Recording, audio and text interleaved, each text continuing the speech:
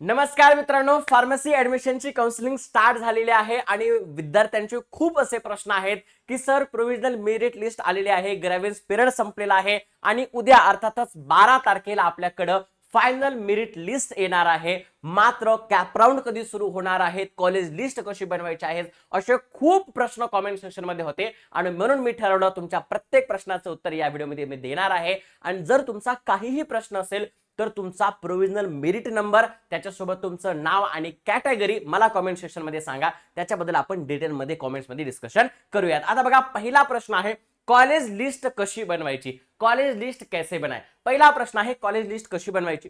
लक्षात ठेवा, मी याच्याबद्दल डिटेल व्हिडिओ बनवलेला आहे, मात्र तरी सुद्धा या व्हिडिओमध्ये आपण याच्याबद्दल डिस्कशन करणार आहोत. दुसरा प्रश्न आहे फाइनल मेरिट लिस्ट कब आने वाली है.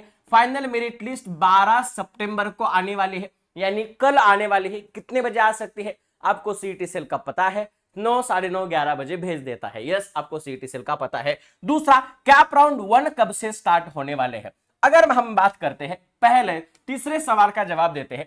12 तारीख को आपका फाइनल मेरिट लिस्ट आने वाला है.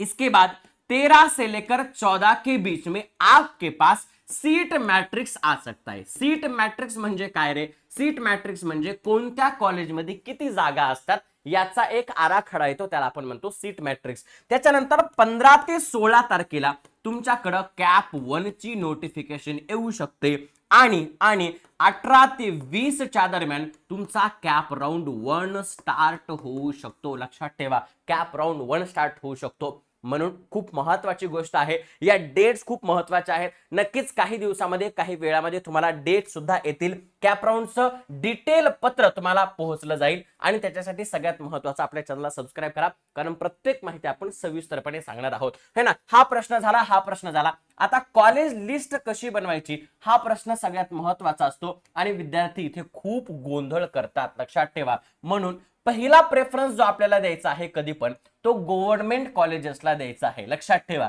दुसरा प्रेफरन्स असलेला द्यायचा आहे सेमी गव्हर्नमेंट कॉलेजेसला. दुसरा प्रेफरन्स आपल्याला द्यायचा आहे सेमी गव्हर्नमेंट आणि तिसरा प्रेफरन्स आपल्याला द्यायचा आहे प्रायव्हेट कॉलेजेसला. कोणत्या कॉलेजेसला, प्रायव्हेट कॉलेजेस. येस, हा आराखडा लक्षात आला. दुसरी गोष्ट, आता हे बघत असताना है ना, दुसरा एक क्रायटेरिया काय आहे तर तुम्हाला डिस्टन्स बघायचा आहे. डिस्टन्स, तुमच्या घरापासून किती जवळचं कॉलेज आहे, कन्व्हिनियंट कॉलेज आहे का, कसं आहे. Yes, distance. त्याच्यानंतर दुसरी गोष्ट फीस.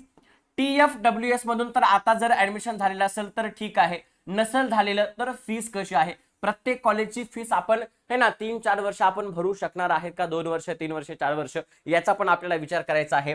आणि तिसरी गोष्ट म्हणजे कॉलेज रिव्ह्यू. कॉलेज कसं आहे, है ना. या सगळ्या गोष्टी आपल्याला चेक करायच्या आहेत आणि सगळ्यात महत्वाचं म्हणजे आपल्याला कॉलेजची लिस्ट बनवायची आहे. कॉलेजची लिस्ट बनवत असताना कॅप राऊंडचे जे रिवाइज रूल आहेत ते आपल्याला लक्षात ठेवणं महत्वाचं आहे. आता रिवाइज रूल काय आहेत तर बघा, ज्यावेळेला तुम्ही कॉलेज लिस्ट बनवता 1 number, 2 number, 3 number, 4 number, 5 number, 6 number असे कॉलेजची प्रेफरन्स लिस्ट बनवता. पण लक्षात ठेवा, जर कॅप राऊंड 1 मध्ये, परत एकदा सांगतोय मी, कॅप राऊंड 1 मध्ये जर तुम्हाला पहिलं कॉलेज भेटलं, म्हणजे कॅप राऊंड 1 मध्ये जर तुम्हाला पहिलं कॉलेज भेटलं तर हे ऑटो फ्रीज होतं. काय होतं, ऑटो फ्रीज होतं. लक्षात ठेवा, कॅप राऊंड 1 मध्ये जे तुम्ही पहिलं कॉलेज टाकलं आहे तेच जर तुम्हाला लागलं आणि तेच लागण्याचे चान्सेस असू शकतात, है ना. जर तुम्हाला पर्सेंटाईल तसे असतील तर ते ऑटो फ्रीज होणार आहे. दुसऱ्या राऊंड मध्ये पहिले 3 कॉलेजेस तुम्हाला ऑटो फ्रीज होणार आहे, है ना. आणि त्याच्यानंतर कॅप राऊंड 3 मध्ये तुमचे 6 कॉलेजेस ऑटो फ्रीज होणार आहेत आणि कॅप राऊंड 4 मध्ये तुम्हाला कोणतंही कॉलेज लागलं तरी ते ऑटो फ्रीज होणार आहे. म्हणून ऑप्शन फॉर्म भरत असताना आणि कॉलेज लिस्ट बनत असताना या सगळ्या गोष्टी खूप इम्पॉर्टंट आहेत, त्या तुम्ही पाळायलाच पाहिजेत. आणि डिटेलमध्ये ऑप्शन फॉर्म कसा फिल करायचा असतो, त्याच्यानंतर अजून डिटेलमध्ये आपण जर विचार केला तर कशा पद्धतीनं आपल्याला कॉलेजेस बनवायचे आहे याच्याबद्दल डिटेल व्हिडिओ मी बनवलेला आहे. रेकॉर्डेड सेक्शन मध्ये तो अवेलेबल आहे, तिथे जाऊन तुम्ही बघू शकता. येस, आणि सगळ्यात महत्वाचं, तुमच्या ज्युनियर सर्व मित्रांना तुम्ही सांगू शकता की वेदांतू घेऊन आलेला आहे MV सॅट. आता MV सॅट काय आहे, mega Vedantu scholarship admission taste. अर्थातच एक अशी स्कॉलरशिप टेस्ट आहे जी ऑफलाईन टेस्ट दिल्याच्या नंतर तुम्हाला करोडो रुपयांची स्कॉलरशिप मिळू शकते, करोडो रुपयांचे कॅश प्राइजेस मिळू शकतात, आयफोन, आयपॅड आणि खूप सगळे बक्षीस आहेत. कधी द्यायची आहे ही परीक्षा? 27-28 सप्टेंबर आणि 4-5 ऑक्टोबरला तुम्ही ही एक्झाम देऊ शकता. ऑफलाईन परीक्षा आहे, सिलेबस एकदम सोपा आहे आणि सगळ्यात महत्त्वाचं याच्याच रजिस्ट्रेशनसाठी कोणतीही फीस नाही. डिस्क्रिप्शन बॉक्समध्ये लिंक दिलेली आहे. तुम्ही तुमच्या मित्रांना, नातेवाईकांना, भाऊ बहिणींना हा व्हिडिओ शेअर करू शकता आणि त्यांना याच्याबद्दल सांगू शकता. येस, काहीही प्रश्न असेल तर कमेंट सेक्शन मध्ये सांगा. All the best, thank you so much, love you दोस्तों, और बहुत बहुत बधाई हो आपको काउंसलिंग के लिए. All the best.